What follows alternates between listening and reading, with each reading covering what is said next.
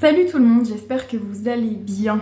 Je vous retrouve dans cette vidéo aujourd'hui pour vous parler de comment est-ce qu'on peut se protéger ou se préserver des influences ou des ondes pas toujours très sympathiques qu'il peut y avoir autour de nous. Comment est-ce qu'on peut survivre en milieu hostile quand on est sensible et quand on est aussi poreux, c'est-à-dire qu'on a cette nature ou cette personnalité qui nous pousse à absorber les émotions des autres, à absorber les états d'âme, les humeurs, et qu'on se retrouve avec tout un tas de choses à l'intérieur qui ne nous appartiennent pas forcément, mais qui nous impactent et qui nous alourdissent. Comment ce phénomène est-il possible ? Comment est-il possible que nous puissions absorber, que nous puissions retenir à l'intérieur de nous des émotions, des humeurs, des sentiments peut-être qui ne sont pas les nôtres. C'est-à-dire qu'il y a certaines personnes qui ont des structures énergétiques, des corps, qui font qu'ils ont tendance à absorber, à prendre à l'intérieur d'eux la charge de l'autre. Donc c'est peut-être quelque chose de naturel, c'est-à-dire que nous sommes nés avec cette structure-là qui permet justement peut-être de prendre ce que l'autre a en trop et de venir le transformer à l'intérieur ou peut-être de soulager l'autre, mais en même temps ça marche pas toujours très bien parce que si c'est pas relâché après, eh bien ça va rester à l'intérieur de nous et ça va nous peser. Donc peut-être que vous faites partie de ces gens qui très naturellement vont avoir cette tendance à prendre en charge, vont avoir cette tendance à aspirer, à absorber tout ce que l'autre peut avoir de lourd, de négatif et de compliqué. Ensuite, ça peut être aussi parce que on a été conditionné comme ça. Par exemple, quand on était enfant, on avait des gens autour de nous qui avaient besoin d'être consolés, qui avaient besoin de réconfort et qu'on a joué les thérapeutes, les psychologues et les accompagnants. Eh bien, on a pu prendre cette habitude justement d'écouter l'autre, de le plaindre, d'avoir cette empathie et d'avoir cette compassion.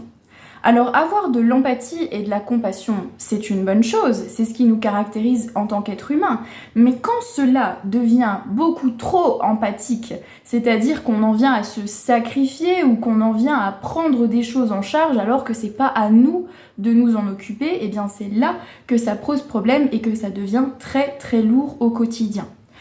Donc comment est-ce qu'on peut finalement concrètement réussir à survivre en milieu hostile quand il y a des ondes négatives, quand il y a des personnes qui cherchent à nous influencer ou peut-être à nous transmettre, parfois sans même le faire exprès, de la négativité, certaines émotions désagréables, des choses qui sont pas faciles. Alors, je ne suis pas experte dans le domaine, mais quand même, je peux vous donner quelques outils. La première chose, c'est de considérer et d'appliquer dans la vie quotidienne la règle suivante. Mon espace est mon sanctuaire et je suis le seul maître à bord de mon espace. Vous êtes le maître de votre maison. Alors ça paraît banal de le dire comme ça. Bah oui, c'est évident, c'est moi qui décide de mon corps, c'est moi qui décide de ma vie, c'est moi qui décide de ce que je fais avec mon corps, avec mon espace. Oui, dans les mots, c'est simple. Mais dans les actes, dans la vie quotidienne, ce n'est pas si évident. Parce que parfois, même si on a conscience qu'on est maître de notre maison, de notre espace, et que notre espace est un sanctuaire, eh bien, si on a des habitudes, comme je vous l'expliquais auparavant, qui font qu'on va avoir tendance à se laisser envahir malgré nous, eh bien, autour de nous, si on a des gens qui essayent de prendre un petit peu de notre territoire, on ne saura pas toujours comment réagir et on ne saura pas toujours repousser l'envahisseur, parce qu'on n'aura pas toujours les outils. Donc on peut le savoir, on peut le comprendre, mais on peut avoir des difficultés à le mettre en place dans la vie quotidienne. Donc quand je dis je suis maître de ma maison, de mon espace, c'est-à-dire que je fais concrètement de mon espace un sanctuaire dans ma vie. Ma maison, là où j'habite, est un sanctuaire. Je me préserve, je ne fais pas venir n'importe qui chez moi, je ne fais pas rentrer n'importe qui chez moi. Je fais en sorte que dans mon espace, que ça soit mon espace physique ou mon logement ou l'endroit où je vis, je fais de cet espace un sanctuaire. Il est habité par mes énergies, il est habité par ma conscience, il est habité par mon univers. Et donc toutes les personnes qui vont rentrer dans mon espace sont des personnes qui seront d'accord pour partager cet univers, pour essayer de le comprendre, pour entrer en contact avec, mais sans jamais essayer de l'envahir ou de l'écraser. S'il y a des envahisseurs qui se présentent ou des gens qui ne savent pas respecter les limites, eh bien je les mets à distance et je ne les laisse pas rentrer chez moi. Vous décidez que vous les laissez sur le pas de la porte. Est-ce que je peux passer chez toi? Non. Est-ce que je peux rentrer? Non. Pourquoi? Parce que ça ne colle pas. Et parce que je sais que si tu viens chez moi, tu vas m'envahir. Donc cette symbolique du logement, c'est-à-dire de laisser les personnes à la porte de chez vous et de ne pas les laisser rentrer, eh bien c'est aussi pareil dans votre quotidien, dans votre vie professionnelle, dans votre vie personnelle, dans vos relations. C'est-à-dire non, tu ne rentres pas dans mon espace. Et c'est vous qui délimitez et qui décidez quel est cet espace? À partir de quand ça commence? À partir de quand ça finit? Où est-ce que tu as le droit d'aller? Où est-ce que tu n'as pas le droit d'aller? Où est-ce que c'est ok? Où est-ce que c'est pas ok? Donc c'est ma maison, c'est mon espace, c'est moi qui décide. Une fois que j'ai imprimé et mis en place dans ma vie cette notion de limite de mon espace personnel et que je sais maintenant le préserver, que je sais l'aimer, que je sais le protéger des envahisseurs ou des gens qui essayent de me marcher dessus, eh bien ça sera déjà beaucoup plus facile pour moi de dire non. Je peux dire non parce que je sais où est mon espace et où est ma limite. Si je ne sais pas où sont mes limites, si je ne sais pas où ça commence et où ça s'arrête, ce qui est ok, ce qui n'est pas ok pour moi, je ne peux pas dire non parce que je ne sais pas où j'en suis. Donc poser ces limites et faire de cet espace un sanctuaire, c'est la première marche vers la préservation, vers ce cocon, cette bulle qui va vous permettre en fait d'être bien et de ne pas laisser les autres rentrer dans votre espace. La deuxième chose qui est importante à comprendre, c'est s'en foutre.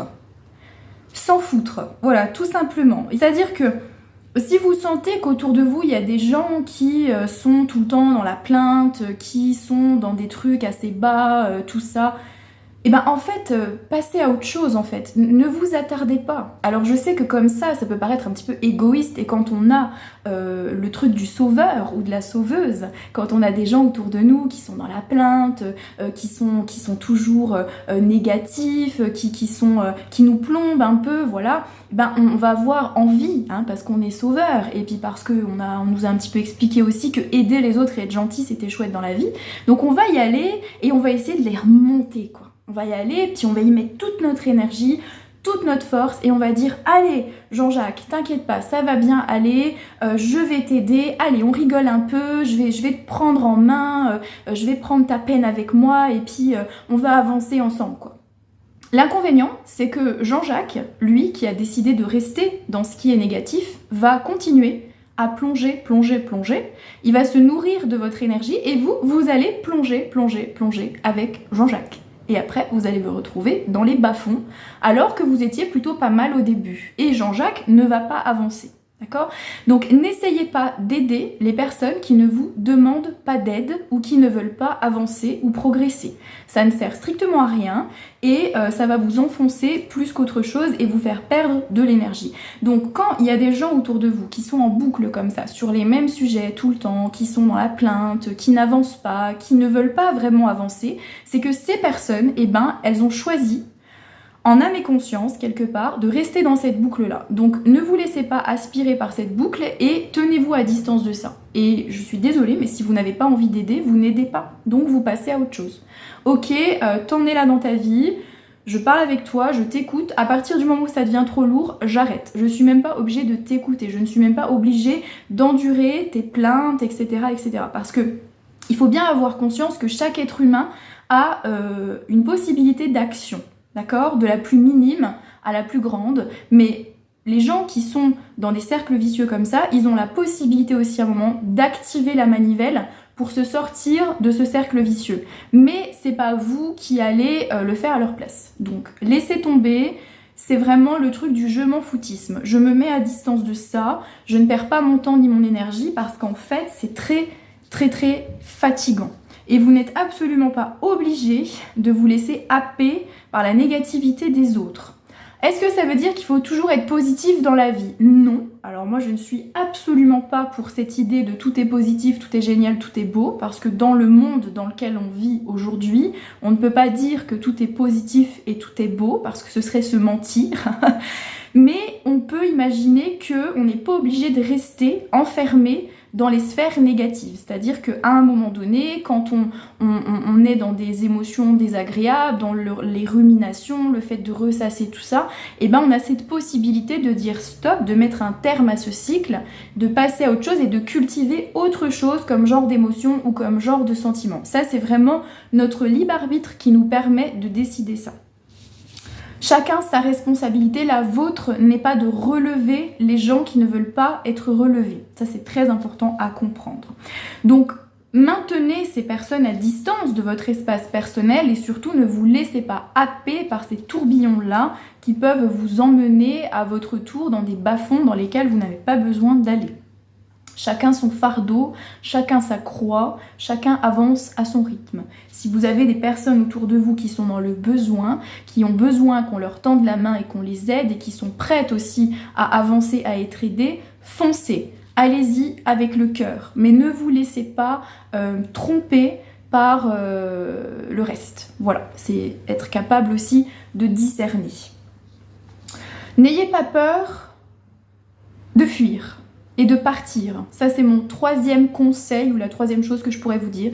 Alors, je sais que très souvent, quand on a affaire à des milieux hostiles, avec des personnalités un peu compliquées à gérer, on va vous dire développez des stratégies, allez-y, combattez, dites ça, opposez, affirmez-vous.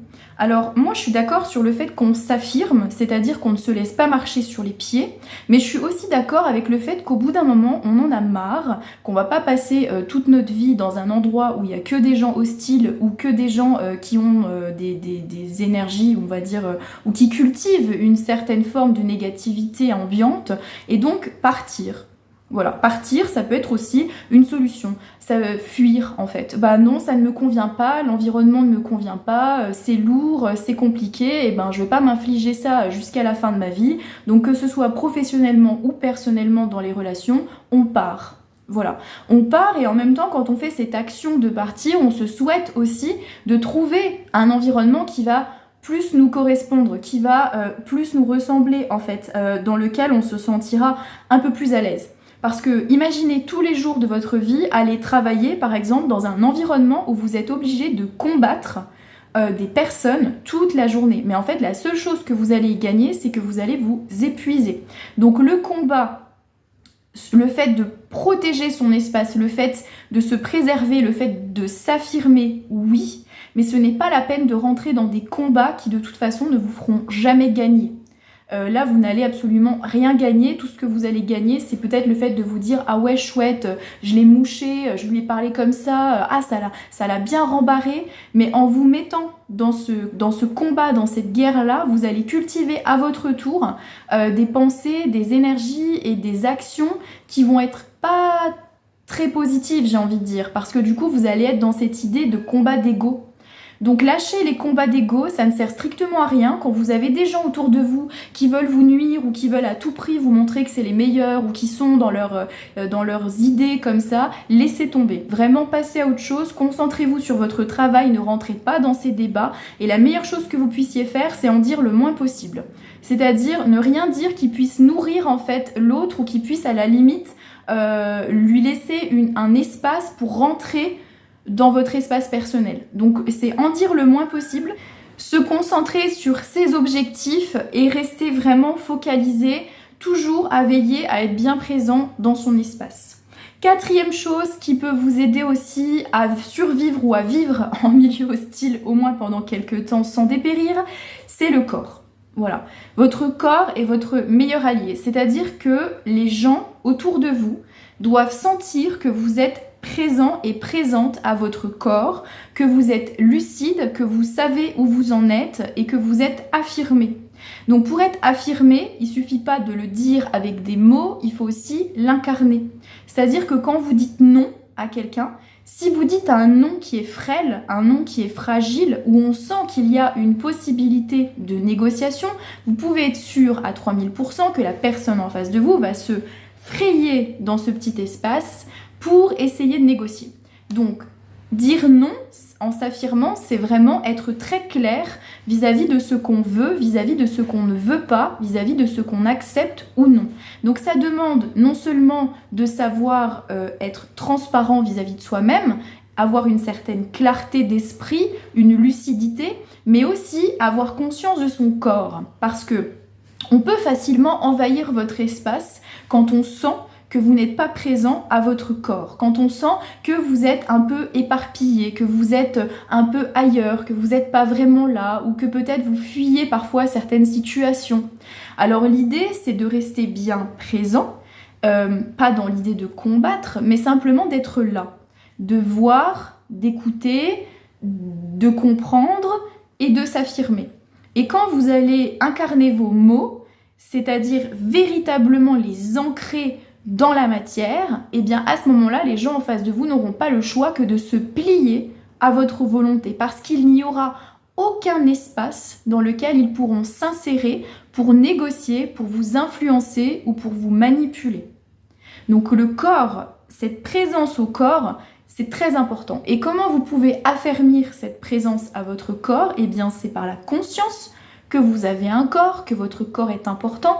Et si vous avez perdu confiance en votre corps, si vous avez été dans votre vie intrusé, agressé aussi peut-être, et que ça a laissé des séquelles, eh bien il va falloir que vous réappreniez progressivement et dans la douceur, bien sûr, le lien à votre corps, la relation à votre corps. Donc ça peut passer par du sport, des activités qui vont vous permettre de redensifier les énergies à l'intérieur de vous, de prendre conscience de votre corps, de votre manière de bouger, de votre manière de parler, de votre manière d'être, qui vont vous permettre aussi de vous assouplir un peu, et puis aussi peut-être des soins du corps, comme des massages ou des soins du visage, ou peut-être vous-même intégrer des routines dans votre quotidien pour prendre soin de votre corps, pour vous rapprocher de votre corps. Parce que si vous êtes tout le temps en dehors de ce corps-là, eh bien vous n'avez plus de densité. Et ça se retrouve très souvent chez les personnes qui ont été victimes de traumatismes